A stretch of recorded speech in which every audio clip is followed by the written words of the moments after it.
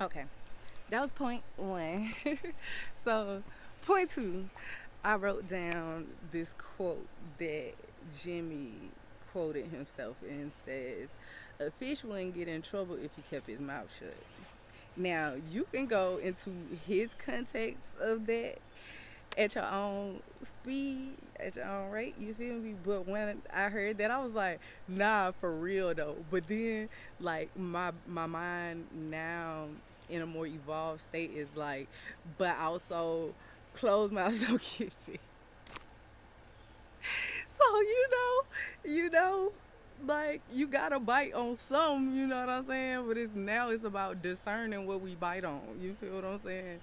Uh, but a fish wouldn't get in trouble if he kept his mouth shut was so that touched my soul in a different way. You know what I'm saying? Especially because this doing this right here, this has been in my soul for a while. But like I've always just kind of done it personally because I learned at an early age that a fish wouldn't get in trouble if he kept his mouth shut. Like this coming from somebody like I felt like every time I opened my mouth I got in trouble. Every time. Every time. So I stopped. And then also I grew up around my grandma and my grandmother, my family at that time had this culture of a lot a growner atmosphere. I would say they call it grown. I would say it was whatever. But there were always older adults around, male and female, and conversations range heavily. And so if uh, this grown folk business, you need to be, you know what I'm saying? Don't open your mouth.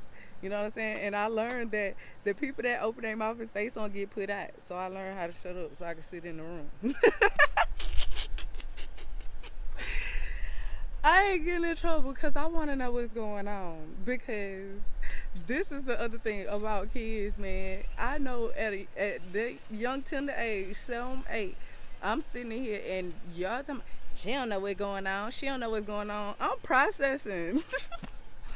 I'm thinking. You know what I'm saying? And I might not know the full truth, but I'm processing. And I recognize when I got a bit older, I was processing kind of on point. I ain't know I was on point then. I was just making assumptions and letting it go. You know what I'm saying? But as I got older, I recognized that oh snap, I ain't dumb. That's crazy, ain't it? All right. Anyway, mm, mm. So the next point that I had written down um, from page 18, I noted a curse descended, birth defects, children going into state care, and unaffordable care.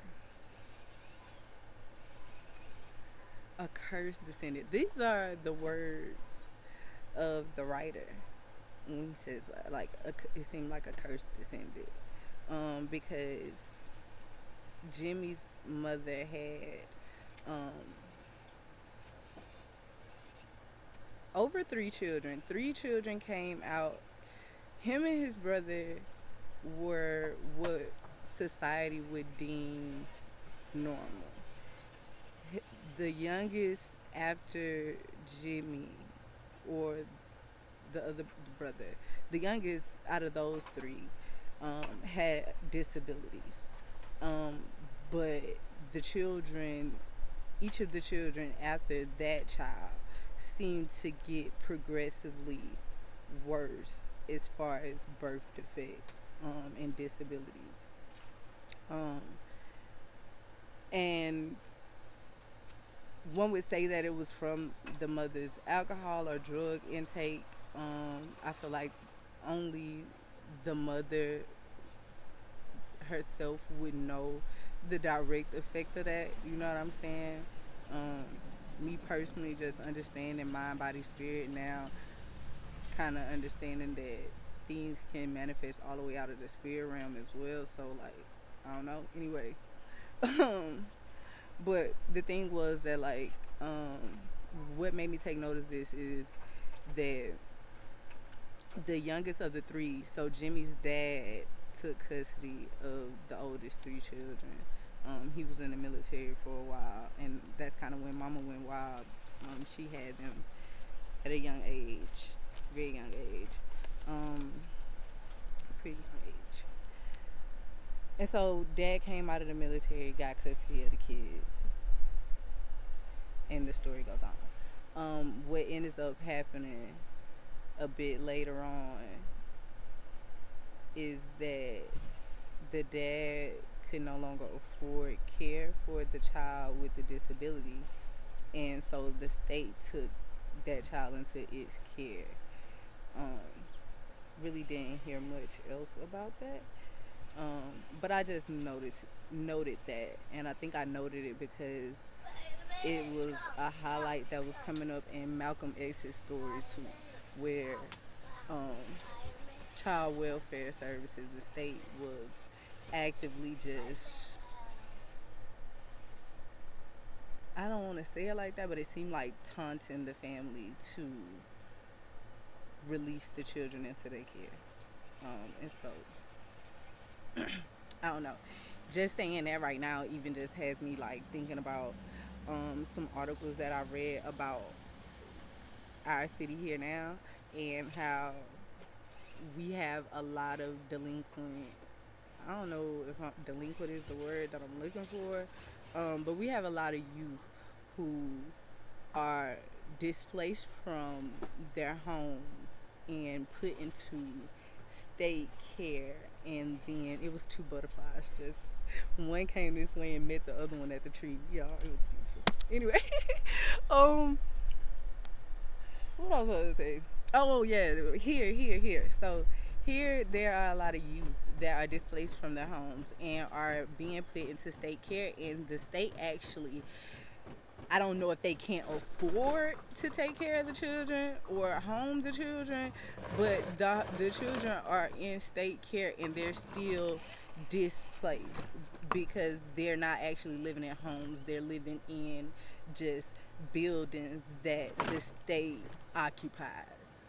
And it's weird from the perception that I have, like, because I've just read the articles, and I've worked in the field a little bit, but I haven't. I've seen homes, of course, like group homes and behavioral health homes that are getting the funding to take care of some of these kids, but like I haven't witnessed with my own eyes the children being housed in those facilities. So I am definitely interested in seeing what that is about. But yeah, I took that note. And this is in chapter 1. Chapter 1 is juicy, child. Like, chapter 1 make you really want to dive in. The next note I took was the black ladies and Jewish ladies in the central district kind of adopted us. Leon says. Leon is Jimmy's younger brother. Younger or older. They're not far apart. Mrs. Weinstein made us matzo ball soup. Mrs. Jackson fried us chicken with mashed potatoes. And Mrs. Wilson, who had a little store there, washed our clothes for us and made us take a bath. And then I put a little note after that quote and said, this is Holy Communion in the community. These women were serving daily bread. Literally and spiritually. I said, what made me say the daily bread was that last note of Mrs. Wilson, who had a little store there, washed our clothes for us and made us take a bath.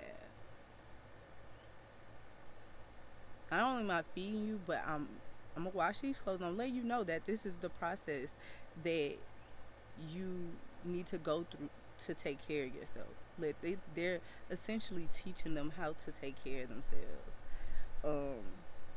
by being a living testimony, like by being a demonstration of love. You know what I'm saying? Like, that's all I could say about that. Like, that was just so beautiful, and it's a diverse community. You know what I'm saying?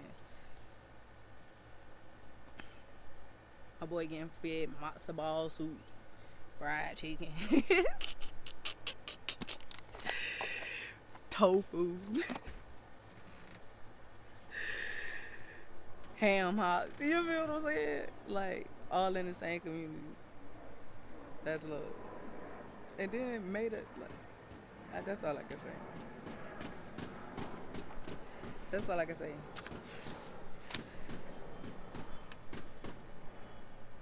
And so, and something else that I noticed, and we finna get up out of here because I need to go check on my